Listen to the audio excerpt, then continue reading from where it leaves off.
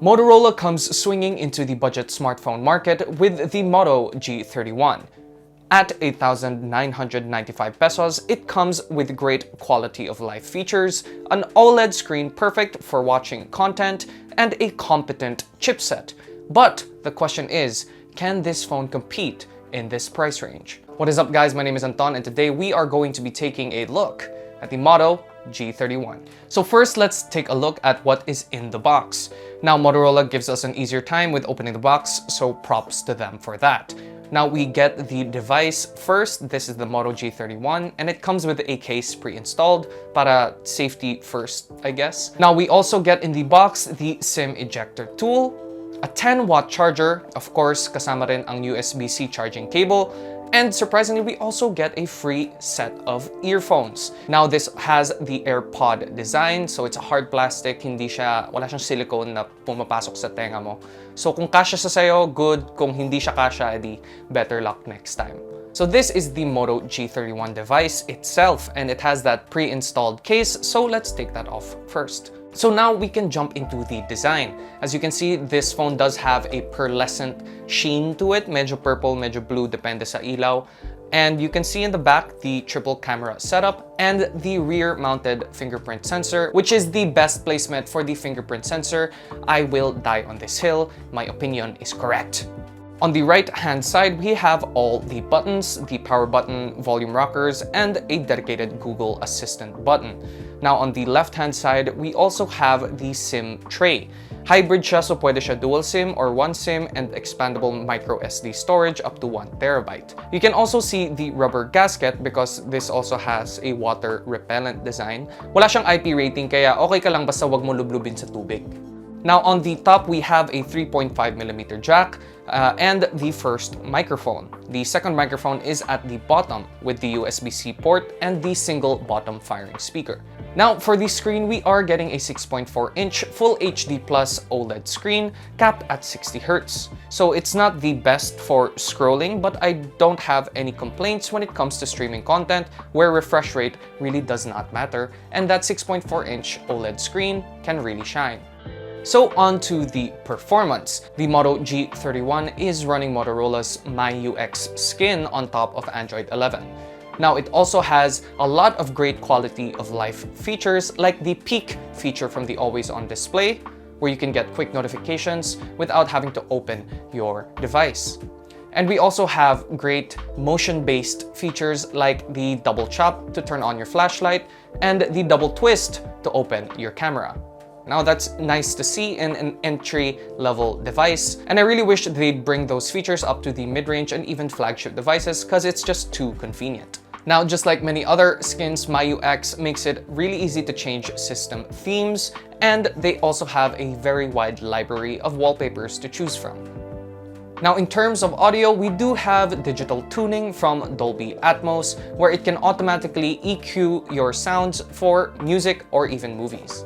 Now, in general, the MediaTek G85 chip provides a consistent software experience with decent loading times and, from my experience, minimal crashing.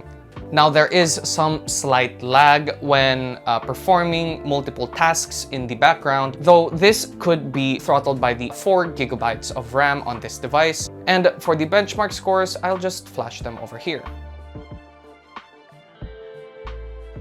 I mean, benchmark scores are just numbers. So from my personal experience gaming on this device, I was pleasantly surprised that Pokemon Unite ran out of the box in 60 frames per second, and it stayed that way for about an hour. But when it comes to longer gaming sessions, let's say an hour or two of continuous gaming, mapapansin mo talaga yung drop in frames. From 60 FPS sa Pokemon Unite, medyo naging 30 to 40 FPS na lang, and you can really feel the difference of those frame rates. Now, don't get me wrong, gaming on this device is not that bad, especially if you want just a few quick games throughout the day. Pero when it comes to longer sessions, I definitely would recommend a different device in this price range for more serious mobile gaming. So generally, the software experience on this device is nice and consistent, especially with lighter workloads. But pag dumating yung araw na kailangan mo ng mas demanding tasks like rendering videos or playing more demanding games like Genshin Impact and Asphalt 9, you really start to feel the limitations of the chipset available on this device. So now let's move on to the cameras. Now, I had pretty low expectations when it comes to cameras, especially in this price range. That's a sacrifice all budget entry-level smartphones have to deal with. And the Moto G31 is no different. Now, on paper, the specs aren't too bad. We do have a triple camera setup with a 50 megapixel main shooter, an 8 megapixel ultra-wide, and a 2 megapixel macro lens.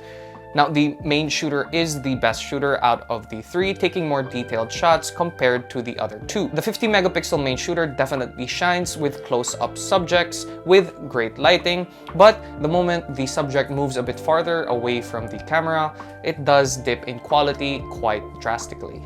Now, when it comes to color reproduction, I wouldn't say Motorola's photo processing is color accurate, but it does give you very saturated colors that give you a more punchy look. Videos, on the other hand, had minimal digital image stabilization, although I was pleasantly surprised with the quality of the image produced even in low light.